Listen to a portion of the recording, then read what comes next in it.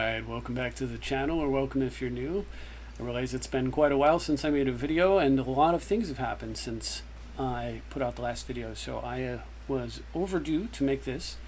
So hopefully I'll get everything caught up here and maybe even start making more as we move forward. We'll see on that. A lot of it depends on my health, but in the meantime, I wanted to give you all the updated Bullszat list. There's been, so the two big changes that I am referring to are the announcement of bans in Commander, which is something that we haven't seen in a long time, has been woefully overdue, and I'm really glad to see that they're tuning the format. Also happy to see that they didn't go super heavy-handed with the changes and do too much too fast. In order to understand the impact of changes, it's best to do them in small portions, so this is a good thing. For more conversation about that, specifically about Brian Weissman's opinion of it, I think you should definitely go check his channel out and look at the video he made recently. But in the meantime, I'll tell you my opinion. We'll take a look at the bans first, and then the second thing that happened, by the way, is of course Duskmourne was released. So we'll talk about what cards have made their way into the deck and where the deck's at and how strong I think it might be. But let's start with the bans really quickly. I won't go too deep into them. By now it's been about a month. Well, excuse me, it was last month. It was the end of last month, so it's been a few weeks. But these are the big changes that have happened in Commander. The first one, Dockside Extortionist, doesn't affect Bullszat at all. It's a card that you would 100% have always run if you were playing the deck in multiplayer. And we, based on our play experiences in a 1v1, we found it to be basically a 0% that you would run it unless you just specifically know your metagame is just loaded with decks where you're going to get rewarded for running this card. In the most for most builds that we've used of Bullszat, we have not included this card because every time we thought, hey, let's put Dockside Extortionist, the very next thought was, or I could just destroy their artifacts that they have. And that would be better for me, rather than getting some temporary mana to sort of keep up for a little while. Let's just blow up what they've got, right? So that was the reason why it never really made the cut in the Bullszat deck. And also with us not being specifically focused on a particular combo, no way to recur this or do anything crazy with it. I mean like recur it in a loop, right?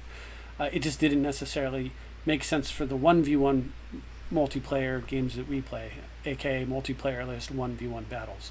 So the other banning Nadu seemed completely appropriate to me. I don't know how it seemed to you, but it's just absolutely insane. Card completely cannot even fathom how it got past R&D. They were completely asleep at the wheel. It's so funny when you look at some of the cards that are still banned in the format, how utterly weak and absurd they are compared to some of the things that are still floating around. This was definitely one of them from the second that it was added. I'm glad to see that it's gone. It didn't really make playing the format particularly enjoyable to have to deal with this. And then the other two cards I actually do agree with, despite the fact that it is painful having both of these tools available to us and having used them for so long. Painful in my builds and in my collection, but I think better and healthier for the game that these cards are gone. Jeweled Lotus is a card that I've been arguing should be banned from before the time that it was printed, because this is a Black Lotus, and Black Lotus, the only way Black Lotus works is if everyone can use Black Lotus or nobody can use Black Lotus. But unfortunately, Jeweled Lotus was a Black Lotus that only some people could use. So if your commander was Brea, this did almost nothing for you. It was a Lotus Petal. But if your commander was Bullszat, this was just a complete Black Lotus and did way too much for you. So a Black Lotus that only some people get to play is completely, in my view, gotta go. It's probably the main reason why the 5 Moxes, Ruby, Pearl, Sapphire, etc., they all need to stay banned, unfortunately, because again, multicolor decks are rewarded for running Moxes. Like a Brea deck would get to run 4 Moxes, and a monocolor deck would only get to run 1. And again, if you have a OP card, I don't think there's anything wrong with that, but you have to realize that It does start to feel wrong when some people get to use the OP card and others don't. And of course, it's a choice the player makes before they build their deck. Nobody forces them to play, like using the Mox as an example, nobody would force you to play monocolor. But the existence of cards that powerful that punish you for playing monocolor will it's not that you'd be forced to play monocolor and not use the Moxes. You'd be forced out of playing monocolor and be forced to go towards a 4 or 5 color build for just about everything, because you would want to have access to 4 or 5 Moxes per deck. So unless they did something about the color rule, which frankly I think they should, in my opinion, they should change it to be the following, and it should be that the activation costs and the card color costs are still affected by the color rule, but mana production should not be, in my view, for the same reason that you can tap a Bird of Paradise for all 5 colors in green, and if you're playing a mono green deck, you don't tell the mono green player that they're banned from using a Bird of Paradise, but at the same time, if they're playing a mono green deck, you tell them that they're not allowed to play a Noble Hierarch. So how does that make any sense? I can tap a permanent that produces 5 colors of mana, but I'm not allowed to tap one that only produces 3. Makes no sense to me at all, and they should dump that rule that prevents you from producing or including cards that would otherwise meet your color requirements but do not somehow because of the mana they produce.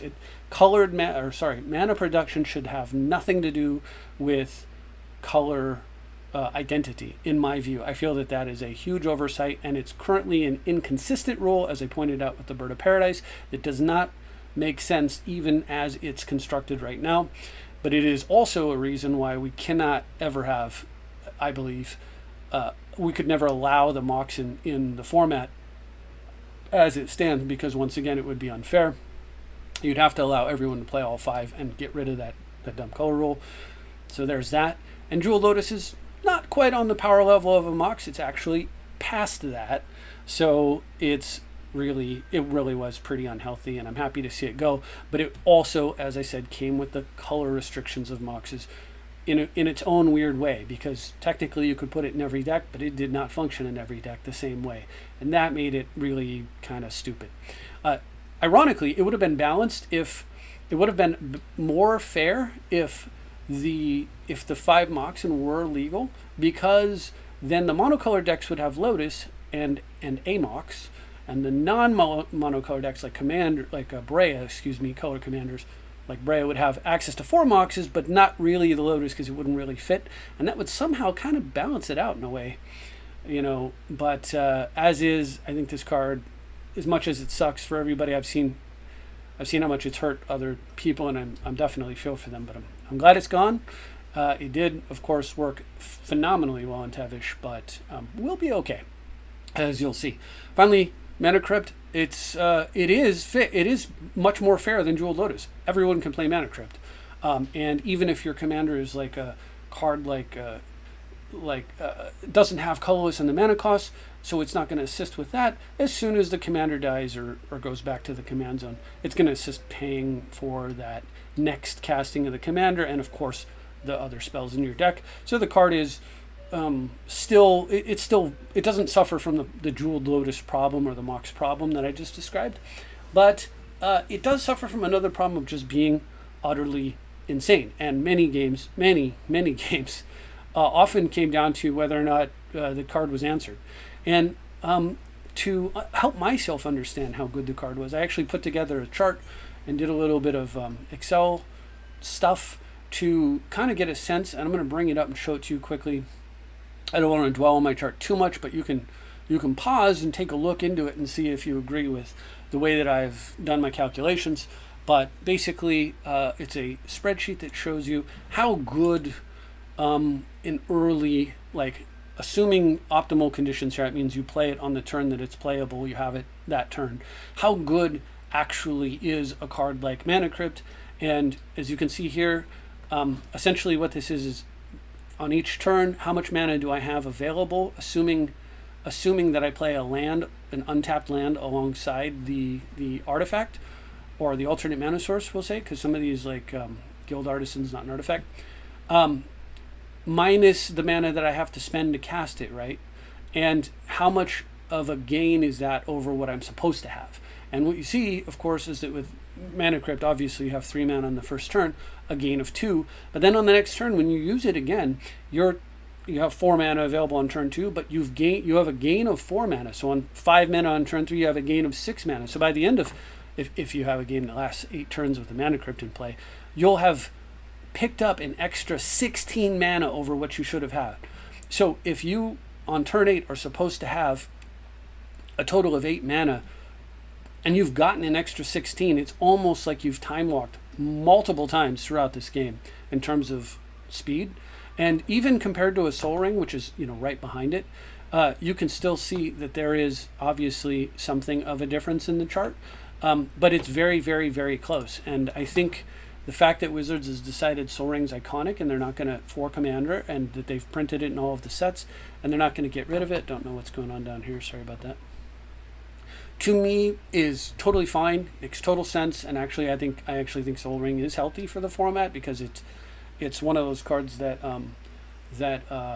is easier to get it's easier to put into play for some decks and to deal with for some decks, and therefore it kind of suppresses certain deck types that would otherwise run rampant, particularly like mono blue. So I think that Soul Ring's existence is actually a healthy thing, but you can see that having a plussed up Soul Ring alongside Soul Ring, so that you now have 2 of them, is certainly a little bit much. And you can still see with many of these other cards that we're using in Bullszat, you can get a feel for how good they are. Incidentally, I mean, basically Mana Crypt was almost a workshop, except with workshop, you have to always have an artifact in your hand that you can spend it all on. Obviously, this chart assumes optimal conditions. Realistically, there are many turns you don't tap workshop for anything at all because you just don't have a use for it. But it's so good. When it's good, it's Mana Crypt good, and that's why we run it.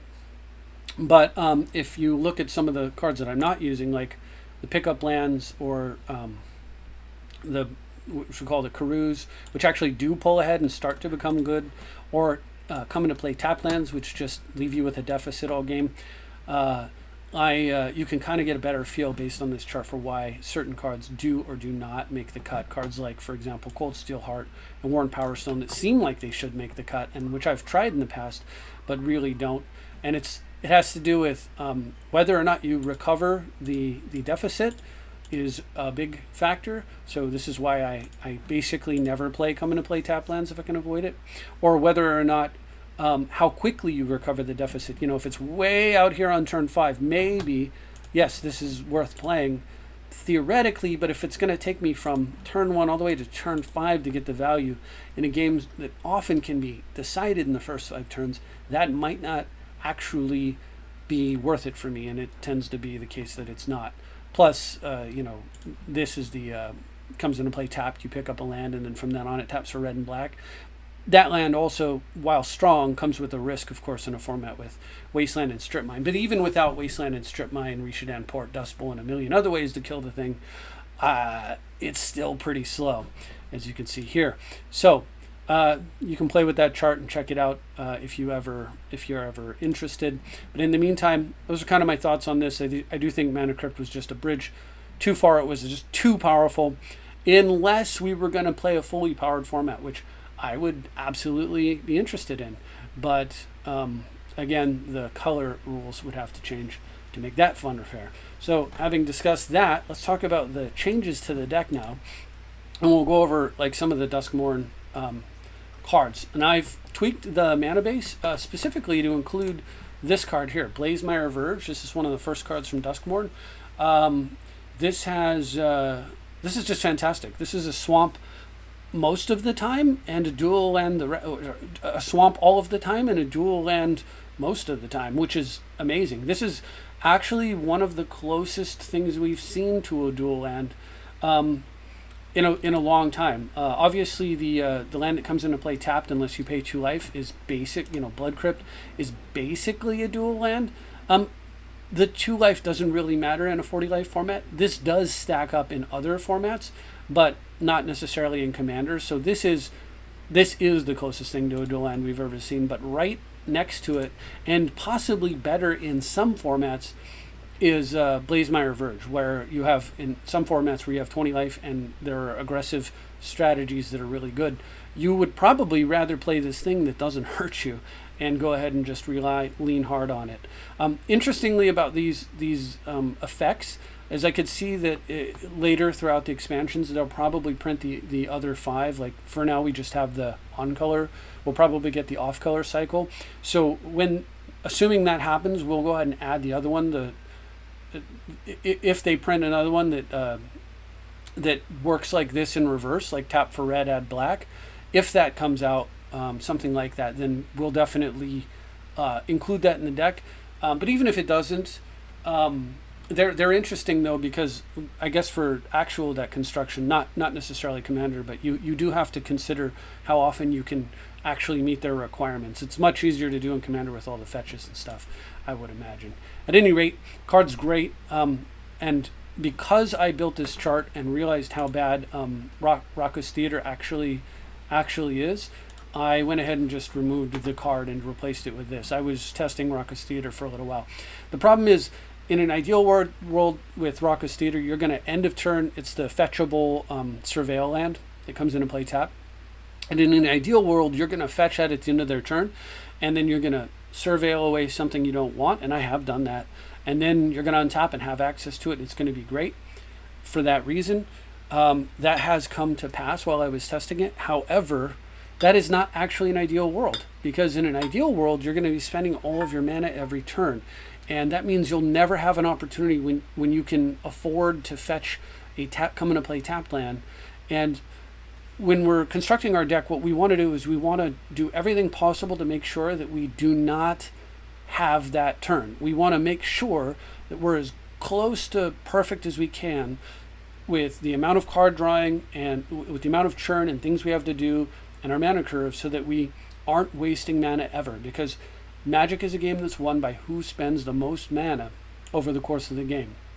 Not necessarily like the most mana frivolously, but anyone with investing mana towards victory, whether or not that victory involves controlling your opponent or advancing your own board state in order to get closer to your win condition, whatever that is, whoever spends the most mana wins, which is of course another reason why Mana Crypt was so insane, and so was having a Black Lotus, a Jewel Lotus in the format, because it meant often you were spending 4 and 5 mana on the first turn, which is just ridiculous, right? You're already way ahead. And again, Magic is a game won by who spends the most mana. So we don't want to come into play tapped lands unless we can try to work around them as best as possible. So a card like Blackleaf Cliffs, which we can generally work around for the most part, is probably worth it. This is another card we'd like to replace if there does come out to be a better dual land. Ideally, none of our lands ever come into play tapped, other than something like this where you can pay life to prevent it, so that we can sneak those cards out on dead turns, but we again do not want dead turns. So in general, we intend to actually pay the life here or cast a spell, and they make the cut because they have the option to not come into play tap. Otherwise, these cards really wouldn't be up for consideration at all. So that's it on the come into play tap lands. That's all the changes to the lands. I did at one time try not using the mountain whatsoever. I was using Rocco's Theater in place of the mountain. That is an option. It's not a horrible option, but once again, it bit me more than once, and it only takes one bite to remind me why coming to play tapped is no good. I just said, forget that. I'll go ahead and just run the mountain, and it is what it is. At the very least, there are some non-basic land hosers out there, and this will help give me the option to play around it using red, right? I have Swamp currently, I have Snow-Covered Swamp, and I have Mountain as my 3 basic lands that I can go fetch and work around some of those non-basic land hosers, like all non-basics are islands, or the Winter Orb that only affects non-basics, stuff like that. All right. Anyway, as for the deck, some changes have happened, of course. In the 2 slot, we've actually removed some of the removal that I really do enjoy. There's the black and 1 sorcery that destroys an enchantment or creature, and you lose life equal to the casting cost. That card's gone. I love it. It's great to have enchantment removal in these colors, and of course having the ability to kill. Well, it was in here for a long time because we needed so many answers to when the opponent had a Crypt or a Jeweled Lotus start and slammed like first turn Urza or whatever. And while those draws will still happen in the format, they're going to happen a lot less with the Black Lotus gone. And that means that I don't necessarily have to have just an obscene number of like, how do I kill a Planeswalker or creature type cards. I had Shieldred's Edict in here, and I had a bunch of stuff along those lines. Now I can trim those down, and I have, to deal with the other boogeyman, the one that they did not ban, unfortunately, which is still Thassa's Oracle. So I have, I've got Red Elemental Blast, and I'm running Pyroblast. It is very unfortunate. I never really want to pre-sideboard, but I think we've reached a point in the game where it's really clear to me that some of the grossest sort of like some of the things that blue can currently do,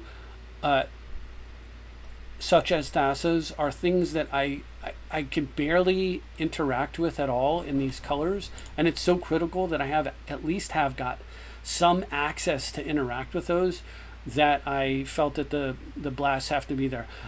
For me, if the Thassa's Oracle gets banned, I'll go ahead and stop using Red Elemental Blast and Pyroblast, but until that happens, I think that one card is enough to warp my deck building around it, unfortunately.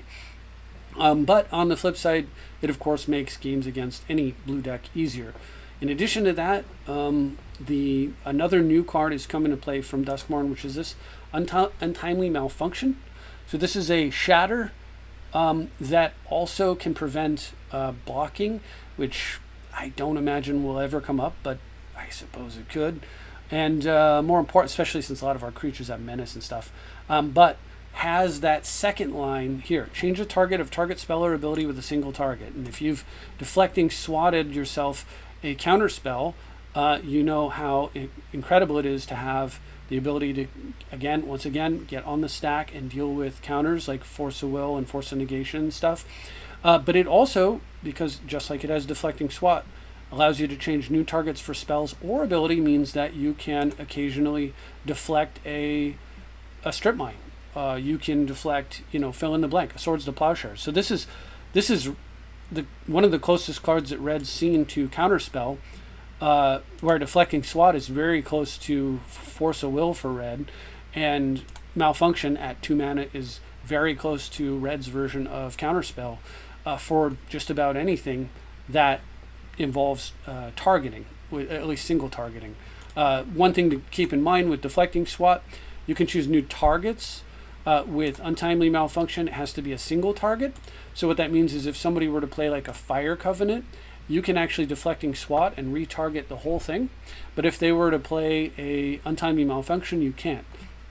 Having said that, if they did play a Fire Covenant, say targeting 3 creatures, you can retarget the whole thing, but you still have to target 3 creatures. So if you only have, say they've got 1 creature and you have 3, and you deflecting swat a Fire Covenant, you can make them target their creature plus 2 of yours. You can't make them target their same creature 3 times, unfortunately. So keep that in mind. But other than that, like rare case, SWAT does have more utility if it's a multi-target spell, where Guild Artisan doesn't, so just keep that in mind.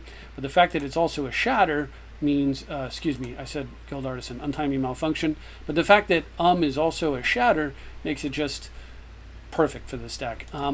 And I did have to cut, a card again to make room for it. So what I cut for the Malfunction was I got rid of Cast into the Fire.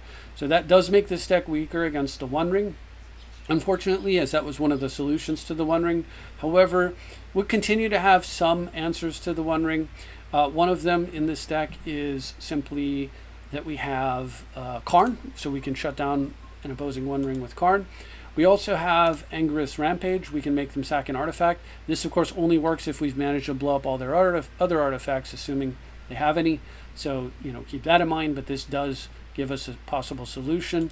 And then finally, the other option is the classic prison style where they've got the One Ring, but you've got them under like a Winter Orb and a God Pharaoh statue, and so they have a bunch of cards that they can't cast, and the One Ring's just killing them. And of course, the final solution to the One Ring is winning the game. The final answer in this deck, I should say, to the One Ring is just winning the game.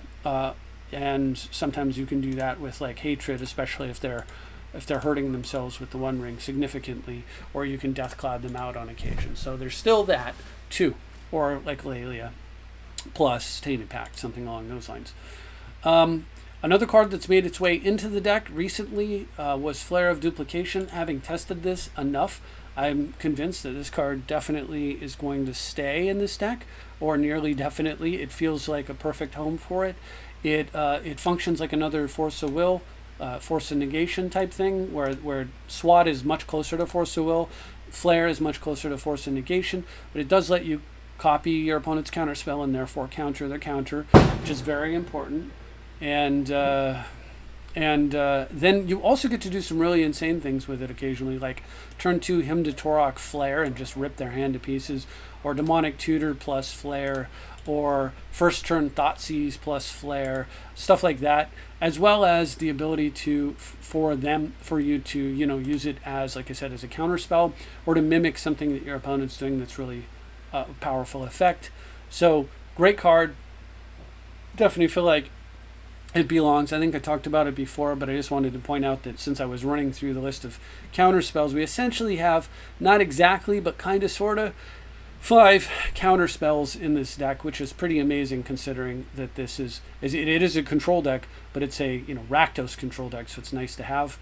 Finally, the mana count, which was one time the land count, which was one time as low as 29, is up to 31, plus the 2 lands that come into play tapped. Plus, I've also added, you can see this card that has been in and out of the deck in the past, but I've added Paradise Mantle. So why Mantle? Well, we just run my chart here, and you can see Paradise Mantle, first turn you're down a mana, but then you're at 3 and you've broken even, and then you're pulling ahead for the rest of the game. So you get ahead on available mana the next turn at the cost of this turn, but you also stay ahead on available mana while generating more mana over time. So it's actually quite a powerful card, on par with Curse of Opulence, a first turn Curse of Opulence. So and there was never any question that we were going to run this. That is a slight drawback, obviously, in the sense that it makes Rogue Ra just more rewarding for the opponent to kill early. But just being able to go first turn Rogue, Paradise Mantle, equip, and then have 3 mana on turn 2 is pretty meaningful, to be honest. To be able to like make that play, and then your opponent plays a fetch and they don't crack it, you play a land and pass with Opposition Agent up, stuff like that can be very, very powerful, or just get going on whatever else you're trying to do. There is a limit to how many of these types of effects we want in the deck. We already have this guy, we have Springleaf Drum, we have Curse of Opulence, and we have Guild Artisan. Guild Artisan's the weakest of all because it's the only one that specifically and only works with Rogue Ra, unless you're able to animate Tevesh somehow by like turning it into an artifact and then turning it into a creature. But outside of that extremely unusual scenario, Guild Artisan basically only works with Rogue Ra and Honor-Worn Shaku to make mana. Since it's a legendary permanent, you can double tap the Shaku. But Guild Artisan specifically is insanely powerful. If you take a look at the chart, it is actually the next most powerful, right behind Sol Ring in terms of value. So there's a reason we're not cutting that. And then we just kind of have to hope that we've not overdone it with the amount of weight that Rogue Ra is carrying, essentially. But having lost our Mana Crypt and our Lotus, we want to replace. We want another cheap artifact for Mox Opal early on to be alive, and of course, because this deck is all about getting it to Tevesh as fast as possible, and the Paradise Mantle aids in that fairly significantly, and I believe is worth the cut. It also means that you can go first turn Rogue, second turn play a land, cast Demonic Tutor, and with 1 mana floating, you can cast your Sol Ring, which allows you to play Tevesh on the third turn if you're able to, assuming you have a draw like that. Even if you have like first turn Rogue, equip Paradise Mantle, second turn Diabolic Intent, sacrificing the Rogue that you put on the mantle, with 1 mana you play Soul Ring, and then with Soul Ring you replay Rog, and then on the next turn you now have access to 2 lands, a Soul Ring, and then assuming you play a land, that's 5 mana, and then from there you spend 1 of it to equip the mantle, and then you tap for 5 and you play Tevish, and you're right back to not only having your commander, but also being way ahead on mana, which is what this deck wants to do. So the card fits very well into the deck, but it was just on the bubble before of not quite being good enough. It was certainly good enough on the chart, but it had like just enough of a drawback that we were like, it's kind of, you know, not quite there. But with the banning of Lotus and Crypt, it makes this card so much. It's now a card that was borderline is now good enough because everything's relative, right? So if they somehow printed like 20 more copies of Soul Ring, we wouldn't play any signets and a bunch of stuff would change, right? Like that's just the way that goes. So everything's relative, and in this new relative world, having access to a first turn Bird of Paradise effectively with Paradise Mantle and Rog, when other players often won't or can't, is pretty valuable, and they can't take advantage of it frequently just because they don't have 0. I mean, eventually they can, but not like we can, right? So now I want to talk about games, or I'll go through some games. Hopefully you've stuck around this long. And then the last thing I want to talk about is completely unrelated to Magic. I do hope you stick around for it, but it's something I'm going to ask of my audience to at least consider. I could just do the last 7 days and we'll just run through these since these are the most current games. You can see I haven't been playing heavily, but the deck has done quite well in its configuration. And we'll just run through these games and see. Hopefully we've got enough games to interest you, excite you. If there are any changes in the last 7 days, I don't believe that there will be. I can't remember. There was one small adjustment, was that I took out, as I said, I made this chart and then took out Raucous Theater at some point. So if Raucous Theater is still in here, that might be a difference. I'll point it out if I see it. Otherwise, it should be good to go. I was also kind of fiddling with the, Pyroblast versus whatever. Also, incidentally, while we do have Pyroblast, I guess I'll hit this one more time.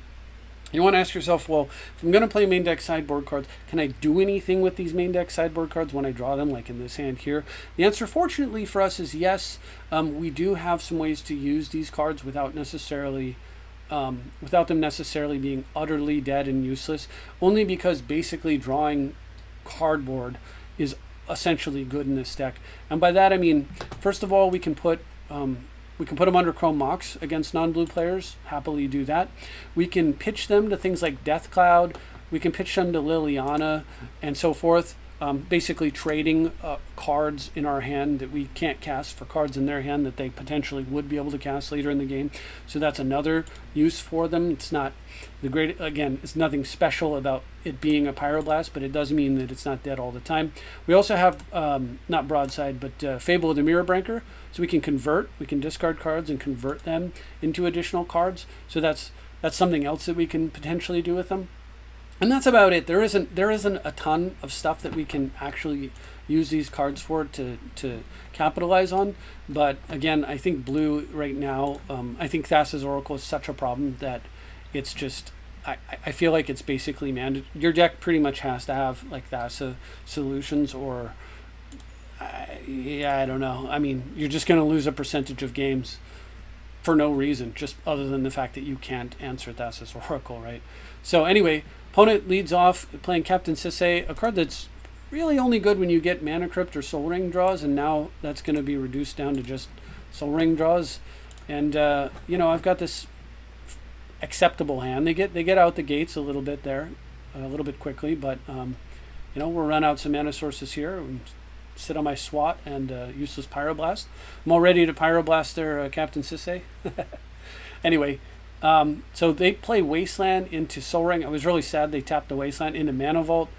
So incidentally, if you were wondering, and then Captain Sisay. So if you're wondering, and at this time, by the way, I will say I was running a few less. I had actually tested taking out Vandal Blast and Shattering Spree because I thought, well, with Mana Crypt gone, I'm not going to need them as much.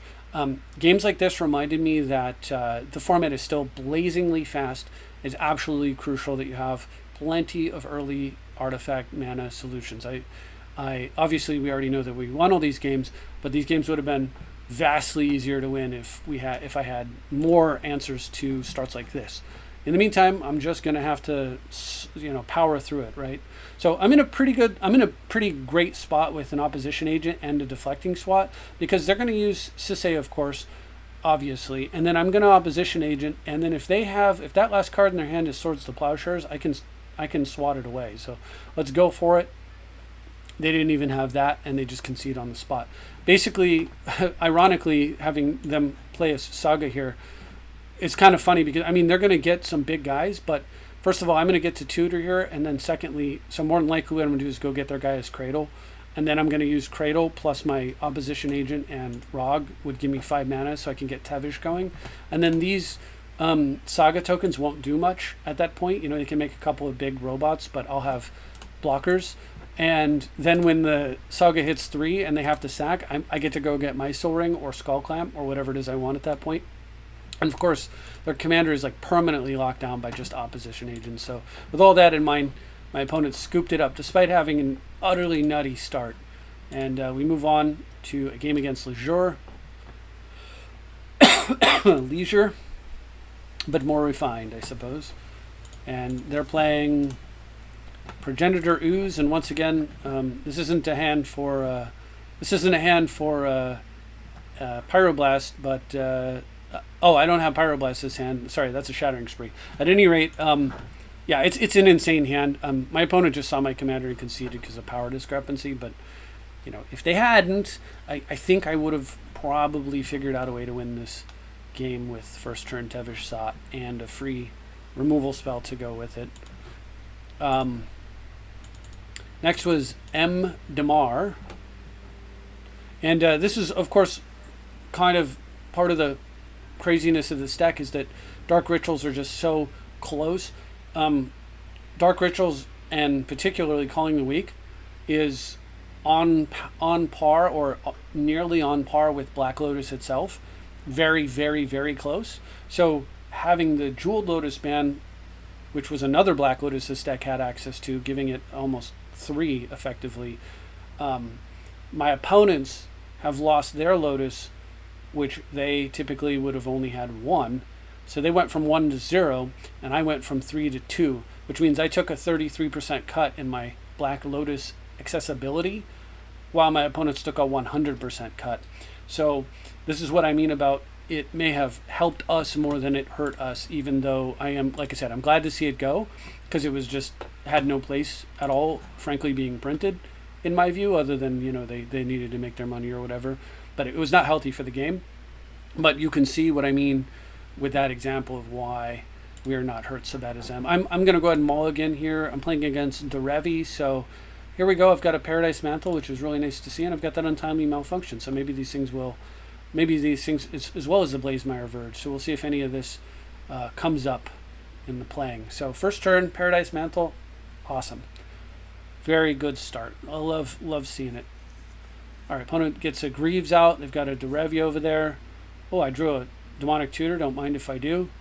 Let's grab a Soul Ring, and then we'll go ahead and use that Soul Ring to throw down a Dark Confidant, and I'll slide that Paradise Mantle over to Dark Confidant, who I can now use for mana on the next turn, which frees this guy up to attack. And why do I want to attack? Well, you know the answer, of course. And here we're going to go ahead and get in, swing. It looks like my opponent has like maybe a blocker, or, well, they can't block this thing though unless they had 2 creatures. More than likely they have a counter here. However, I'm going to go ahead and pause.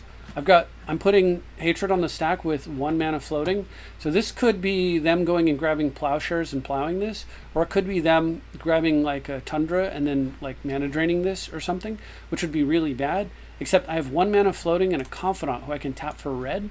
So if they had any play like that, I Untimely Malfunction and redirect their play to the wrong target and win the game anyway here, which is just amazing. So just a very quick game off the back of my opponent making, as I said, whoever spends the most mana, and I spent way more mana. My opponent actually spent none. I think, did they even play a card that game? Oh no, they played Lightning Greaves. They spent exactly 2 mana over the course of 3 turns, which meant of the 6 mana available to my opponent that game, they spent 2 of it. That's not how you win games of Magic. All right, we got a great keep here though against That Is Neat. That is neat. All right, so I'm searching up Badlands into Rag and Rog. And in the face of the Rag, my opponent concedes. Unsure why. I can only presume that this card's just terrorized them too much. And honestly, I don't blame them. It is terrorizing, but yeah, I don't know. It's strange to me. People scoop pretty fast these days a lot of times, but you know, it is what it is. So, Turtwig, 1022, playing Tessa Karlov, the 4-drop, and I've got, is my next opponent, and I've got a hand that looks like it's probably a mulligan. So I take a mulligan, draw. All right, there's that Blazemire Verge showing up to do some work once more, which is really nice to see. Hopefully the Soul Ring lives, and then we're in great shape. We don't get Portable Hold or a Prismatic Ending or any of those types of effects. Opponent just has Swamp Go. All right, so I'm going to go ahead and Tainted Pact, and I find a Flare of Duplication that I let go and a Guild Artisan right away. Amazing. So I'm going to go ahead and just play Guild Artisan and swing in. And I now have 2 Soul Rings in play, unless Rog is dealt with, or the actual Soul Ring or the Guild Artisan. Like basically, this combination is producing 4 additional mana per turn, which is insane. I didn't spend it there, but it's coming. It's coming. So we'll go ahead and Rollick that guy. We're going to spend probably all of it this turn, but we'll see. Try and work around it. So first things first, let's get the commander down. Oh no, excuse me, what am I thinking? No, let's just Mind Twist the opponent for 6. How about that? And kill their only creature and leave them top decking with just 2 mana in play. Yeah, this game's ultra mega over. Alright, we'll move on to Fresh Smack here. But I mean, these don't feel like serious opponents. They don't feel like serious games. I'm sure that the opponent is playing it seriously, but you know, they're just not as competitive as something like this. This commander, Niv Mizzet, can be quite competitive. Really pleased to see the red Elemental Blast in my hand, especially, ironically, this can't be countered, but it can be blasted off the board after it resolves, thankfully. So we've got, yet again, a great start. Let's add 2 black to our mana pool, play a Soul Ring, replay that guy, and then Diabolic Intent him. Now I think we're going to Imperial Seal. I only had 1 floating. What a start. 4 mana on turn 2, or turn 1, and 5 on turn 2 is pretty good when you're playing Bullszat in your command zone. Go ahead and grab a Deflecting Swat here. It is risky to sack the commander to Phyrexian Tower here. So since I had the 1 ring, I'm actually going to only spend 4 mana this turn to 1 ring, but now I'm protected under Swat, and I can go ahead and the 1 ring will provide plenty of fuel anyway. And look at that. Found herself a Mind Twist. We'll go ahead and play the commander here. Sack for 2 black. And Diabolic Intent away the other creature. Use it to play a Mox. And then Thoughtseize my opponent. I see a bunch of stuff that indicates this opponent is not actually a serious deck in the sense of like a serious threat. Opponent does choose for both players to draw cards on their turn, interestingly, instead of waiting till my end step. Which means that, of course, they've just lined themselves up quite nicely for this Mind Twist. And it is finally time to pop that off, so we'll do that. Opponent's really doing nothing. Have they actually played anything? No, they haven't actually played a single card. Game's super over. Once again, you cannot skip the first 6 mana available to you. Skipping 1, then 2, then 3 is not the way to, like, this. Just, that's what I mean when I'm saying not serious, right? Like, that's not a serious threat at all. Of course, there's Hatred. I've got it backed up by 2 counter spells in the 3 Untimely, Swat, and Reb. So I'm pretty safe to go for it here. Not that this game was contested in any way at this point, but we'll go ahead and just make the kill with my opponent having played 0 cards in the entire course of the game. Next is Turtwig once again, jumps in and is playing something different. Oh, playing Tessa Karlov again. Leads off with a a Viscera Seer, so combo card potential there. I'm going to get rid of my Liliana. Regretfully, I would love to have access to that tool in this game. However, it is not as important as having access to 6 mana on the second turn. So we'll go ahead and develop instead. When I use this Phyrexian Tower to play Arcane Signet, I drew a really nice and timely Wasteland, which allows me to once again choose the One Ring over my commander and then disrupt my opponent with a Wasteland rather than playing my commander and not disrupting them. I like this a lot better. Opponent then is now 1 turn away from playing their commander, whereas before they were going to have 4 mana to play their commander this turn. I'm going to go ahead and pact here just for value. I find myself a Yawgmoth's Will and exile Phyrexian Tower or stop early. I like the Yawgmoth's Will, but it's not necessarily time to do that yet. It's coming. I want to will that Wasteland back into play and go ahead and run that pact back out. But if I can find a tutor, I can actually win with the Tainted Pact. And I do find a tutor, so that's the game plan here. Opponent plays a Woe Strider. That's fine. And now I just need to make sure that I execute this correctly, and we should have a win since they're tapped out. And we'll go ahead and, thanks to the power of Mishra's Workshop, we'll go ahead and run out a Chaos Defiler, I believe. Am I taking my sweet time here? Is that what's happening? I guess I am. This is what's called playing with your food. Probably not something I should be doing.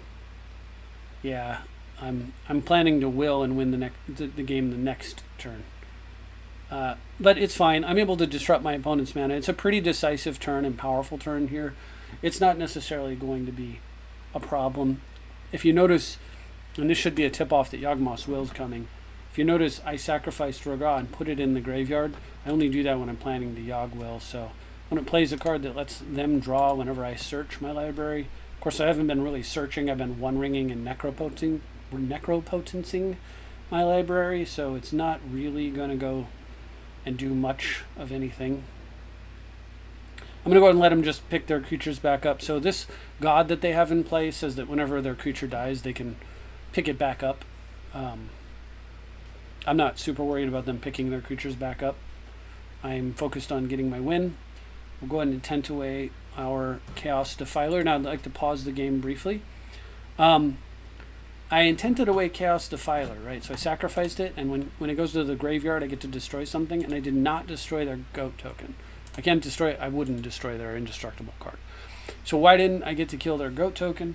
Most of you may already know, but just in case you were wondering what happened, it's because I have Yawgmoth's Will running, and the Chaos Defiler never went to the graveyard. He went straight into exile due to the Yawgmoth's Will card. So if a card would be put in my graveyard, there's a replacement effect that exiles it. Since it doesn't touch the graveyard and then get exiled, it just never touches the graveyard. It doesn't trigger the Chaos Defiler effect here.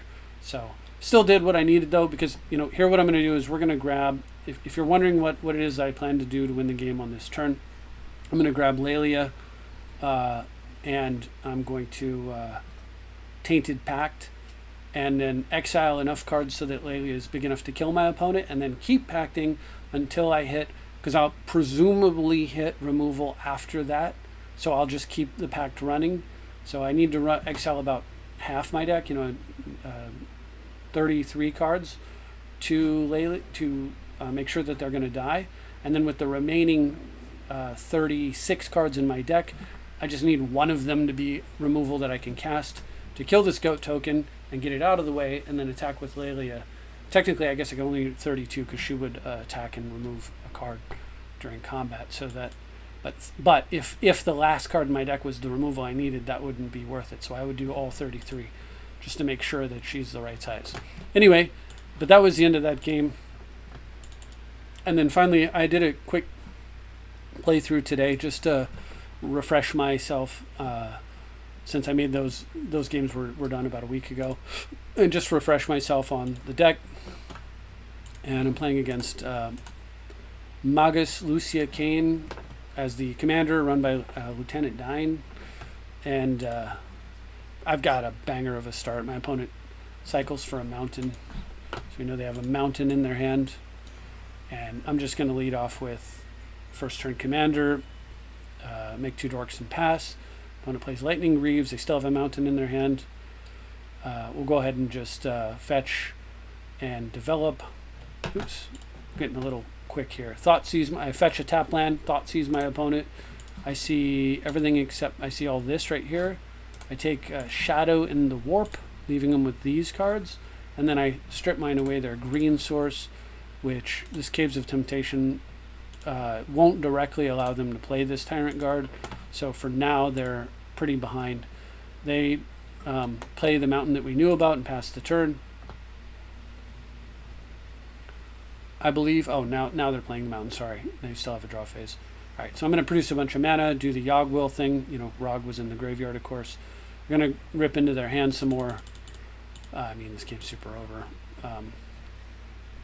But in the meantime, I don't care what's in their hand at this point. I apologize for not caring. They could play, you know, Animar here. They should have swung and popped my Tevish for 1 right there, because this is pro-black and it would get through. But it's not pro-red, so Broadside Bombardiers is going to kill it, no problem. However, they didn't actually pop my commander for 1, so I just ult my commander, stealing theirs. And then I Winter Orb them, and then I'm fixing to, you know, Broadside Bombardiers that thing away with a tapped Grim Monolith, and tutor for whatever I want, and Necropotence it into my hand, and yada yada. Anyway, game's super over. And that is it. So as you can see, the deck plays out extremely lovely. It's a lot of fun. And I have one last request. If you've made it this far in the video, you're pretty dedicated, and I would like you to take a look at something I will have linked in my channel as well, which is here. These are some friends of the family. I'd love for you to take a look at this specific GoFundMe that I put together, because these are you can read about it here, but basically these are friends of the family. They're military family with 3 kids, you know, husband and wife, and they're out in Georgia, and their home and their car got smashed by Helene. Not as bad as some, obviously. No loss of life, definitely loss of limb, haha, since they're trees. Maybe I shouldn't joke, but it's my nature. At any rate, though, put this together. They didn't ask me to do it or anything like that. It was just, I know what their situation is. I know I have a pretty good understanding. My wife is close friends with his wife in particular, so some of the information I have is, you know, top secret or whatever, but I realized that there was something we could possibly do for them. And as you can see, I found out what their deductibles were and what their costs were, and the stuff that they're dealing with, where they're living, their lack of power, and some other things, and figured out a very modest, attainable goal if people are capable. If you're in a position where you're able to contribute, it's fantastic. If you're not in the position to where you can do that, it's totally understandable. But I definitely ask that you take a look at it and think about it if you think that that might be something that you can help with, because it'll help this family out a lot. Fellow military family going through tough times alongside many others right now. And that's all I have for Bullszat and this video and the updates.